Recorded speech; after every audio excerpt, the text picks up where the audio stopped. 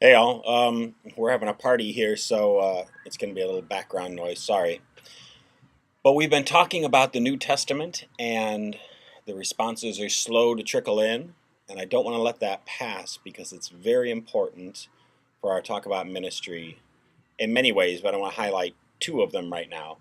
First is whoever is a leader in the church has to follow the rules of an example of leadership that Jesus gave, right?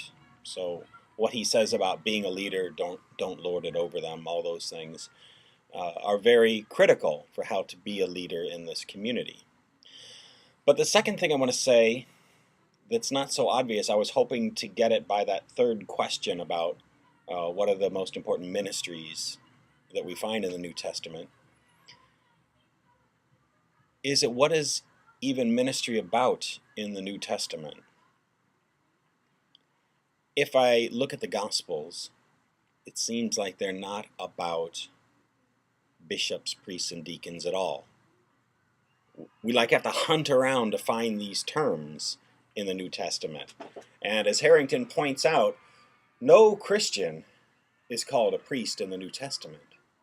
They couldn't be, because we have the priests in the temple, the Jewish priests. That's what a priest is. Jesus is called the high priest, but in a way that deconstructs the notion of priesthood. It completely redefines it. So Jesus is a priest by being an anti-priest. What does Jesus in the Gospels talk about all the time? The same thing God was challenging the people of Israel about all the time. Take care of the widow and orphan. This is why God even created the Jewish people, right? To give them the Ten Commandments and say, somewhere on earth I want a nation that lives by these principles, that neighbor cares for neighbor and stranger. If I look at Matthew's gospel, I could quote a lot of different things, but let me try Matthew 25, okay? The last judgment.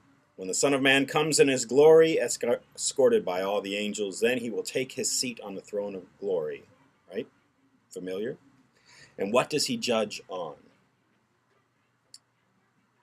Come, you whom my Father has blessed, take your heritage, the kingdom prepared for you since the foundation of the world. For I was hungry, and you gave me food. I was thirsty, and you gave me drink. I was a stranger, and you made me welcome, lacking clothes, and you clothed me, sick, and you visited me, in prison, and you came to see me. This is what we will be judged on. This is what the church is for, to take care of the sick, to visit those in prison, to clothe the naked, the whole lot of it. And so these are the most important ministries. This is what the church is about. And if we want to talk about bishop, priest, deacon, or any of these other terms that we usually associate with ministry, they only make sense insofar as they support the church in doing the real work of taking care of the poor, the widow, and the orphan. That's the work of the church. So what are the most important ministries? I don't know. We see Jesus doing ministry, right? Curing people. That was a big one for Jesus, curing people. Also bringing people back into the fold, right? Having table fellowship with people who were outside of table fellowship.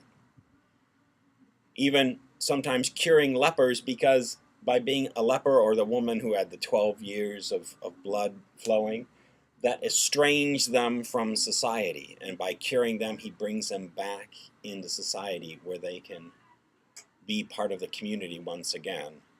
That seemed to be the mission of Jesus, the ministry of Jesus. So those are the most important ministries. Now, just some other things to think about.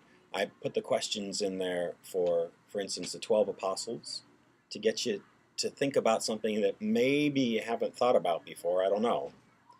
Why are there 12 apostles? Scripture scholars would tell us it's a sign of the eschaton, like there are 12 tribes under the 12 patriarchs, that this is the new Jerusalem. Jesus is calling for the end times when all the faithful Jews will be brought back together again. But if you think it's literal, the 12 apostles, well then how does Paul fit in? I mean, Paul is an apostle, right? But he's not one of the 12. So what's up with that? Also, the 12 apostles, Judas dies, they feel like they need to replace him so that there's 12 again, and then that's the last we hear of that. That doesn't go on anymore. So we have this notion as well as the apostles lead to the College of Bishops directly, but that isn't really the way it seems to have worked. If we really look at the history of it and we really look at the Bible, it's going to be quite a long process going from apostles to bishops. Think about these. We'll talk about it a lot at the intensive, but I want you not to come in just cold. I want you to have wrestled with this a little yourselves and thought about how you always thought it would be and whether you're happy with that. Also, this notion of priest that I brought up before, that no Christian is called a priest. We have this notion, and it still holds sway in the church. A lot of theology, a lot of pious writing is written with this notion that Jesus ordained the 12 apostles at the Last Supper, and that's why they're priests. And then they laid hands on others, and that power passed along. Well, that's a model, but first, it's not a very good model. It's a model that we've kind of moved away from at the Second Vatican Council, though it's a mindset that still holds sway in the document, so we haven't completely moved away from it. But it's also historically very problematic. It really doesn't seem to be. If you would have asked Peter on the next morning, did Jesus ordain you last night? No, he'd say no. Probably if you ask Peter at any time in his life if he is a priest, he would say no. Those are those guys in the temple that we go to. Those are the priests. So for us to call him a bishop, the first pope, right? We mean that in a different way. What do we mean by that? How can we call him, Peter, the first pope? Now, I have answers to this, but I want you to see the problems and wrestle with them some before we get to the intensive. So think about these things, look back at the scripture, and then as well we're going to move forward. We're going to start reading this book. I don't have it here, I don't think.